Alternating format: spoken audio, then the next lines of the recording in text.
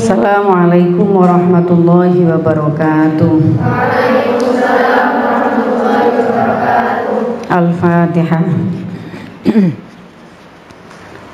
Bismillahirrahmanirrahim. Ar-Rahmanir-Rahim. Maliki yaumiddin. Iyyaka na'budu wa iyyaka nasta'in. Ihdinas siratal mustaqim. Shiratal ladzina an'amta 'alaihim ghairil maghdubi 'alaihim waladdallin. Bismillahirrahmanirrahim. Alhamdulillahirabbil alamin. Nah, mari doa dulu.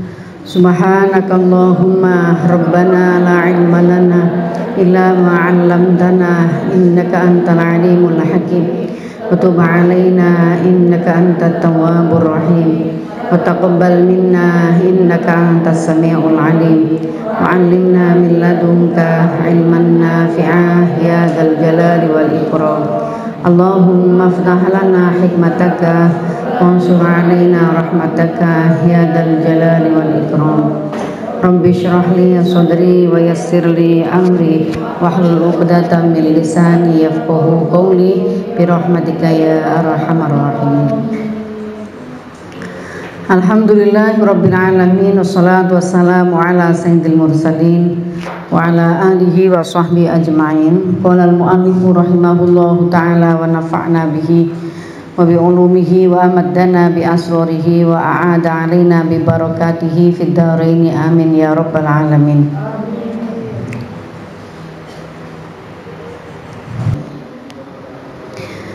Babul musyarakah an-nisa musyarakatun nisa. Babu musyarakatun nisa fi ada'il ibadah al-jamaiyah. Nah, ini makin menarik ya.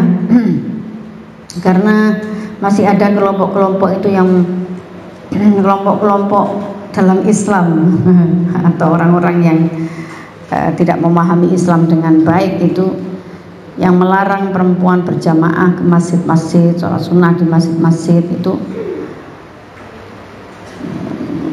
dengan mengawal beberapa hadis yang menyatakan perempuan masih lebih baik sholat di dalam biliknya dan seterusnya ya. Kita akan baca juga hadis lain, dan hadis-hadis ini juga sahih, bagaimana perempuan itu di zaman Rasulullah juga banyak yang menuju masjid untuk sholat berjamaah di masjid.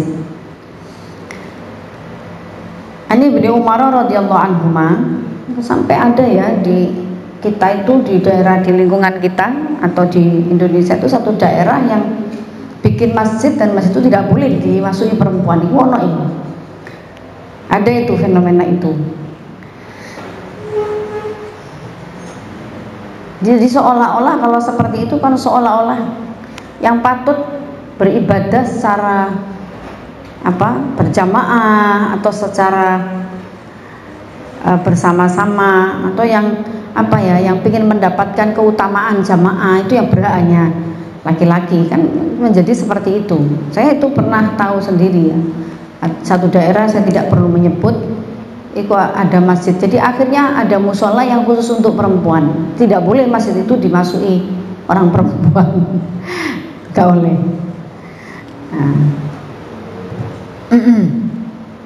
Jadi ayo baca hadis ini bersama-sama agar kita arif melihat kondisi masyarakat kita, dan adil juga memandang seluruh makhluknya Allah Subhanahu wa taala.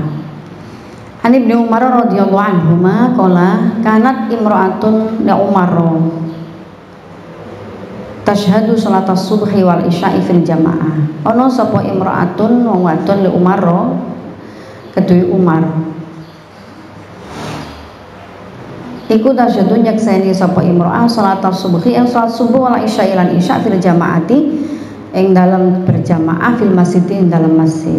Fakilan nuli dan ucapake apalah imra'ah marang imra'ah lima krono apa takhrujina metu sapa sira wadon wa ta'lamina hale teman-teman wis ngerti sapa sira anak Umar ing sak temene Umar iku yakrohu geding sapa Umar zalika ing mengkono-mengkono khuruj wa yagharu lan cemburu sapa Umar. Qalat ndika sapa imro'ah wa ma yamna'u ora nyegah sapa Umar hu ing dalik khuruj ayanha ingin to nyegah Umar ni ingsun. Kala ndika sapa prawini Ibnu Umar yamna'u nyegah hu ing Umar apa qaulu Rasulillah sallallahu alaihi wasallam la tamna'u ima Allahi masajidallahi. Dan Rasulullah pernah dawuh, jangan kamu cegah perempuan-perempuan, para perempuan-perempuan itu masuk ke masjid-masjidnya Allah, masuk ke masjid-masjid.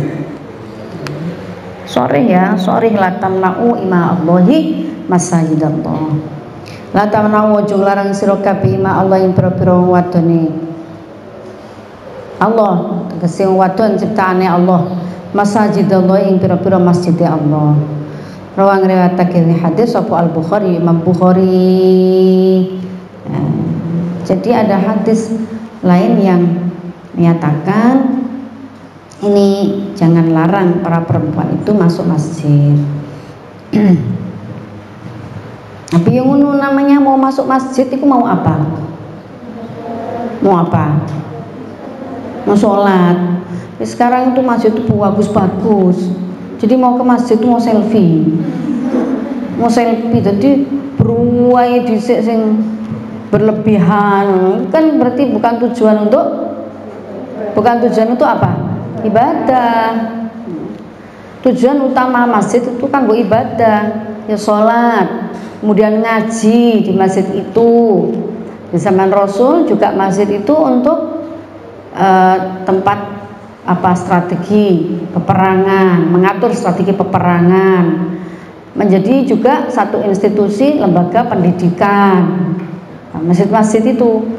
Lah kalau masjid itu didatangi oleh kita, baik laki-laki maupun perempuan, dan sudah ada pernyataan dari Rasul, jangan kau cegah para perempuan itu masuk masjid-masjid, yang itu tentu saja yang masjid itu digunakan untuk ibadah, untuk yang semestinya, kanggo jamaah, kanggo ngaji, kanggo pendidikan, begitu, bukan untuk janjian.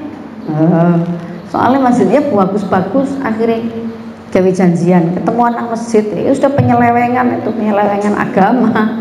Baru tekan masjid wayu-wayuan, nah, terus ganteng-gantengan, misalnya harum-haruman yang nyong-nyong sampai berlebihan, parfume mulai ke rambut sampai sikil di parfum kabeh. Ora, tidak untuk tujuan sebagaimana fungsi masjid, tapi untuk tujuan yang lain. Nah, nek ngono ya mafhum mukhalafah ya gak oleh. Paham ya? Ya gak boleh, walaupun laki-laki walaupun perempuan. Artinya kan berarti memunculkan fitnah di situ, bukan untuk tujuan utama dibangunkannya masjid. Kabeh balik niate. Innamal a'malu binniyat wa innamal likulli imri'in ma nawa. Balik niate. Kalau baik bisa menjaga diri, afifah, menjaga diri, menjaga harga dirinya, kesana juga untuk tujuan ibadah, ya boleh. Rasulullah membolehkan, jangan melarang. Tapi sebaliknya ya ngono, kita pahami sendiri. Mafhum mukhalafain, kanggo yang neko-neko, nah ya jelas nggak boleh. Jangankan ke masjid, ke tempat yang lain pergi untuk niat sing maksiat ya nggak oleh. Bahkan kan tidak boleh jamak, qosor, tidak boleh itu. Di fikih kan tidak boleh. Wis tujuannya untuk maksiat, itu sudah rukhsah, tidak berlaku bagi maksiat, pelaku maksiat. An Ibnu Umar radhiyallahu, kita lanjutkan hadis ke-37. Masih dalam bab Ada'ul ibadah al-jamaiyah. An Ibnu Umar radhiyallahu anhu ma'anin Nabi sallallahu alaihi wasallam qala idza sta'dzanakum nisa'ukum billaili al-masjidi fa'dzanu lahunna. Jadi dari Ibnu Umar Nabi dawuh. Perawinya siapa? Rawahu al-Bukhari. Sahih hadisnya. Kalau perempuan-perempuanmu itu meminta izin padamu bilaili di waktu malam ilal masjid mentu masjid fa'dhanu, maka berikanlah izin pada mereka. Boleh. Sekali lagi ya, fungsi masjid itu untuk apa? Tujuan apa? Untuk ibadah, untuk taqarrub ilallah, bukan untuk maksiat. Nah, kalau sudah salah maksiat orang kanggo taqarrub ilallah, jelas gak oleh. Ojo diizini gitu.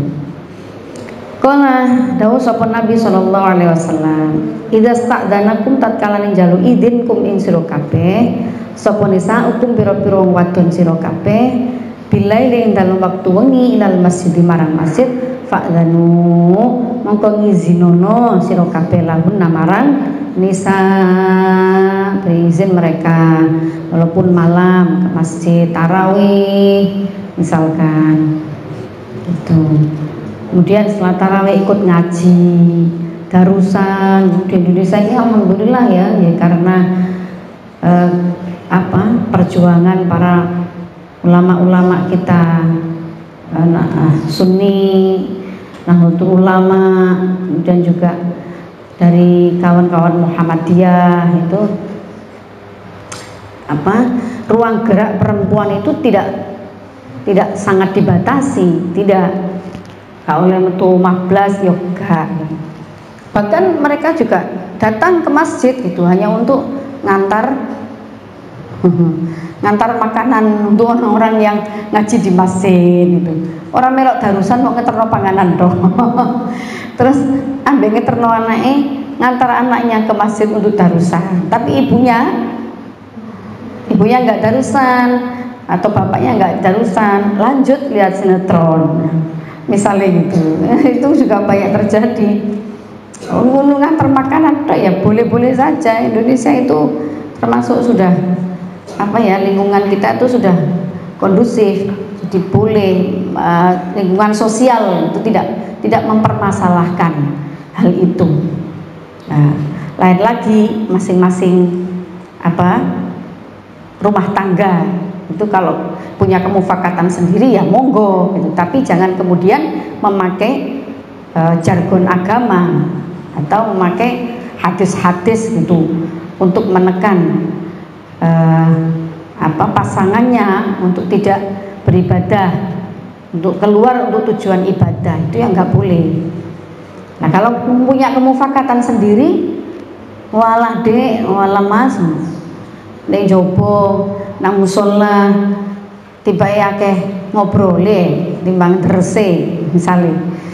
Nanti jus-jusan ketemu teman-teman sosialitanya gitu misalnya. Ketemu di musola ini, ketemuan di musola ini, di masjid ini, tujuannya untuk ngaji, ketemu teman-teman sosialita tapi ngaji itu. Tiba di situ itu malah banyak ngedebruse. Aku tambah ngedebrus tok, malah gak ono gak oleh akeh lingkung ngaji. Nah bener banyak ngajinya. Udah aku tak di rumah aja wes, di rumah aku bisa dapat banyak. Ya monggo kalau itu pilihan. Ya, terus dari fakta yang ada itu tidak lebih berkualitas, misalnya ibadahnya dia merasa tidak lebih berkualitas gitu ibadah di luar rumah daripada di dalam rumahnya, ya monggo gitu ya, itu pilihan, betul nopo-nopo. Nah, yang jelas Islam membolehkan, dan ini ada hadis-hadis Nabi yang menjelaskan tentang itu. Kalau dilihat atau dia sendiri dalam realitasnya dia sendiri itu melihat tidak lebih bermanfaat keluar, masih lebih bermanfaat darusan di rumah, dapatnya lebih banyak, bisa juga sambil ngopeni anak misalkan, bisa sambil bercengkrama dengan keluarga kalau misalnya suaminya seharian penuh bekerja, jadi itu saat-saat bercengkrama dengan keluarga sambil bicarakan ngobrol-ngobrol santai dengan anak-anaknya. Kalau dia lebih merasa bermanfaat di rumah, ya di rumah saja, betul nopo-nopo gitu. Kalau itu lebih baik dan lebih bermanfaat. Wa Urwata bin Az-Zubair anna Aisyah hadis ke-38 radhiyallahu anha akhbarathu qalat kunna nisa'ul mu'minat yashhadna ma'a Rasulillah sallallahu alaihi wasallam salatal fajri mutalaffi'atin bimurutihinna thumma yanqalibna ila buyutihinna hina yaqdina sholata la ya'rifuhunna ahadun minal ghulasi rawahu al-Bukhari. Nah, dan juga yang berangkat ke masjid itu untuk sholat fajar, untuk sholat subuh, jadi cek berbut gak ketok sopo iku, gak ketok mergo masih sangat pagi, gak kelihatan. Ada juga yang berangkatnya pagi-pagi. Ana Aisyah saat temennya Aisyah radhiyallahu anha akhbarat paring kabar sapa Aisyah hu ing Urwah. Kala ngendika sapa Aisyah, kunna ana sapa kita kunna nisaul mukminat iku yashhadna rupane pira-pira wong wadon pira-pira wong mukmin iku yashhadna kunna ono sapa nisaul mukminati pira-pira wong wadon pira-pira wong mukmin dukuna itu bukan ono apa sapa nisaul mukminati pira-pira wong wadon pira-pira wong mukmin iku yashhadna nyakseni sapa nisa utawa ya nyakseni ma'a Rasulillah sallallahu alaihi wasallam sakjane Kanjeng Nabi salat al-fajri ing salat subuh lafi'atin halih pira-pira wong kang gawe sekemulan gawe bimurutihina kelawan kain wole kelawan jakete ya oleh selimute kain wol kalau mana sebenarnya kain wole nisa tumayin kolibna nuli balik sapa nisa ila buyutihinna marang omah-omah nisa hina yakodina nalikane wis nekani sapa nisa as-sholata ing salat la ya'rifuhunna orang ngawruhunna ing nisa sapa ahadun wong suci minal gholasi sebab petenge isu Rawah berdatangnya hadis sapa al-Bukhari wa qala sahibu Fathul Bari di Ibnu Hajar al-Asqalani anna mutalafiat qala al-asmu'iyu at-talaffu utawi at-talaffu dalam mutalafiat at-talaffu iku antas tamilayan temengku bisaubi kelawan pakaian sapa imro'ah bisaubi kelawan pakaian hatta tujalila sehingga nutupi sapa imro'ah bi kelawan taub. Oh ngene yen to mengku sapa sira ngene ya mengku sapa sira bisaubi kelawan pakaian hatta tujalila sehingga nutupi sapa sira bi kelawan taub jasadaka ing jasad sira. Ini sesuatu yang untuk menutupi tubuhnya. Wa fi syarhil Muwatta' li Ibnu Habib at-talafu la yakunu illa bitau tiyatir ra'si. At-talafu la takunu la yakunu ora ana apa talafu iku illa bitau tiyatir ra'si kejaba kelawan nutupi sirah. Jadi kalau Ibnu Habib dalam syarah Muwatta'nya talafu itu sesuatu yang menutupi kepalanya. Ini keluar rumah dengan menutupi kepalanya.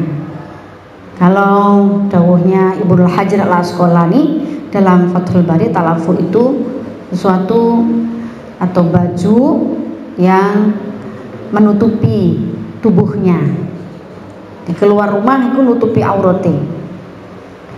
Wa talafufu tawi talafuf iku yakunu ono apa talafuf bitawuti hati roksi kelawan nutupi kepala Kashfihi lan buka kepala. Jadi yang bisa dibuka tutup, macam-macam nih penjelasannya. Wal murutu jam'u mirtin bikasri awalihi, iku kisaun pakaian min khazin saking sutra au sufin utawa wol au ghairihi utawa suf utawa liyane suf, di pakaian tebal yang menutupi anggota tubuhnya. Ini ya tetap harus memperhatikan syariat-syariatnya ya. Tadi sudah saya sampaikan di awal, walaupun tidak kelihatan orang, jika dijelaskan saking petenge itu tidak kelihatan siapa dia, siapa perempuan itu karena masih sangat gelap, menuju ke masjid masih sangat gelap. Tapi meskipun begitu, yang mereka yang keluar dari rumahnya menuju ke masjid itu di masa Rasulullah, gambarannya itu yang membersamai Rasulullah menuju masjid itu mereka menutupi tubuhnya. Ada yang menjelaskan talafuf itu menutupi talafuf itu menutupi kepalanya. Jika ini bisa dipahami menutupi aurate, karena tujuan ibadah ke masjid, tujuan ke masjid itu untuk ibadah. Jadi hal-hal yang terkait dengan ibadah itu harus diperhatikan, termasuk menutup auratnya, walaupun tidak kelihatan karena saking paginya tidak kelihatan siapa saja yang ke masjid itu, tapi tetap menutupi auratnya. An Aisyah radhiyallahu anha annaha lamma tufiya Sa'd bin Abi Waqqas arsala tatkalani. Hadis kacerita saking Aisyah, hadis ceritakan dari Aisyah radhiyallahu anha, annaha sak temene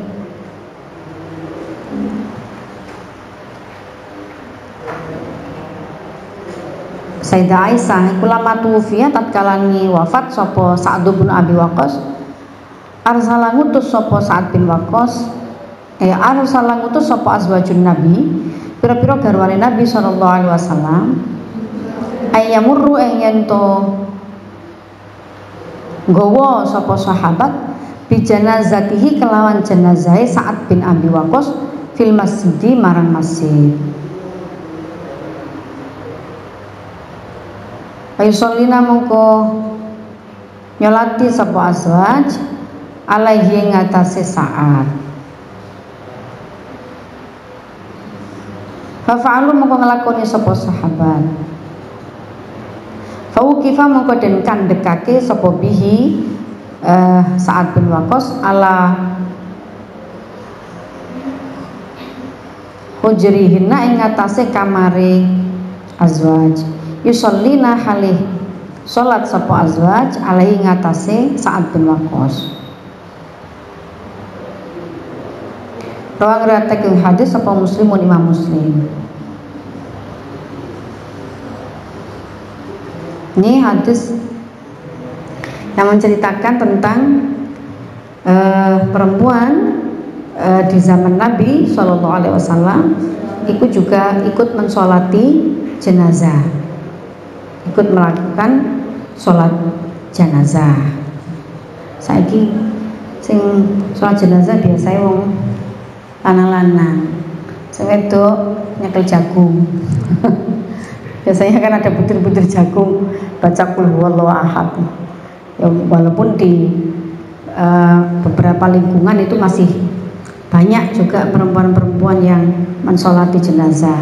Dan di zaman Rasul itu sing wafat Sa'd bin Abi Waqqas, sahabat laki-laki, ya.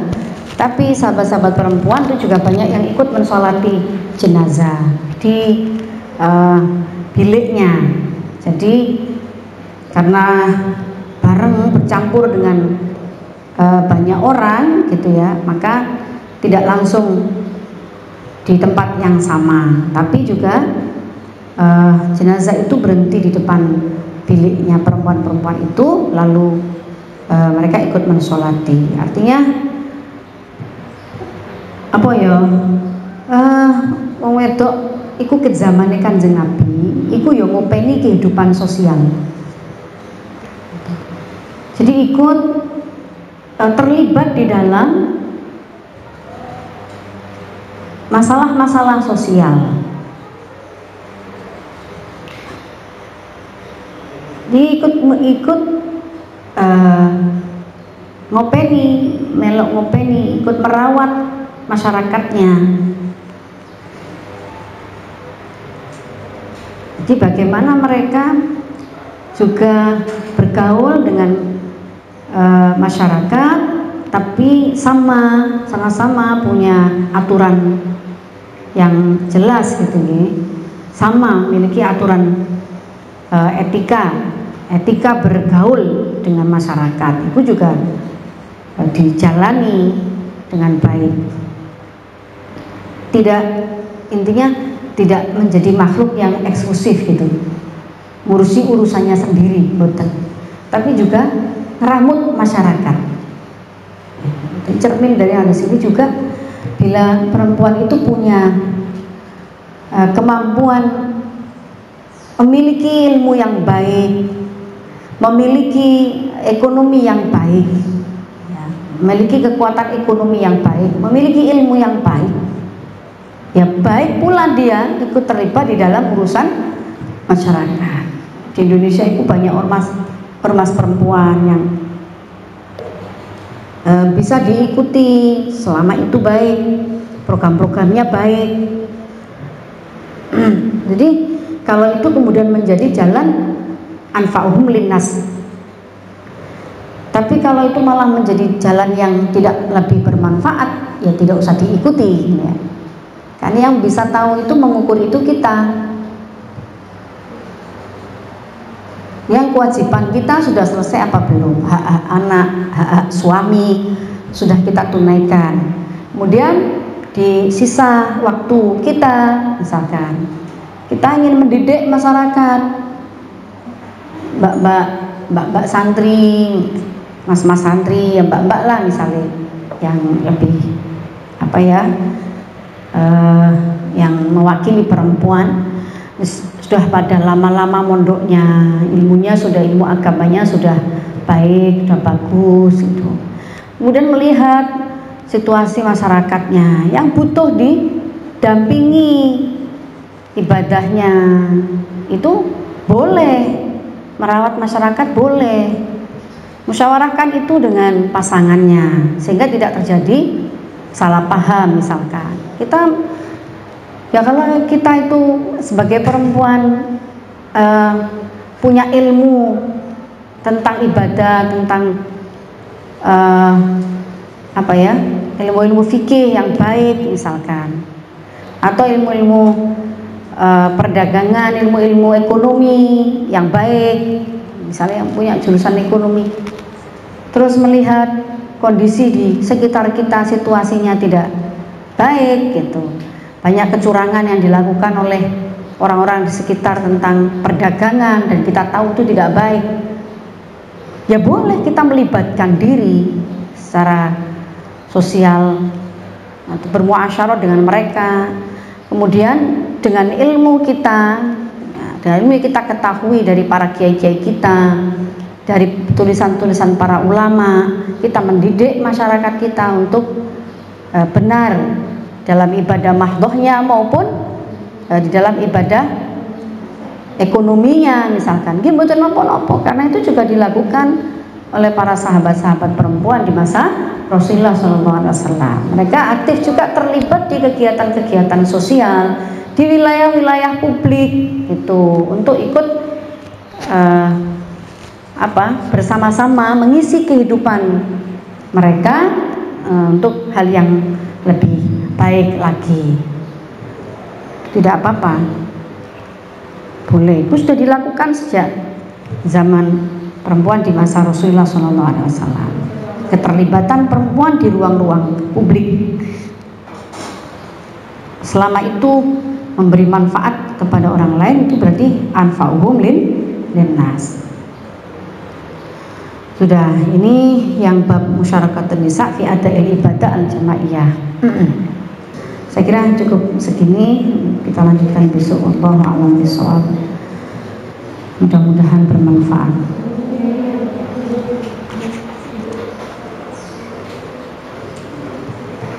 Bismillahirrahmanirrahim. Allahumma shalli ala Sayyidina Muhammad wa ala ali Sayyidina Muhammad.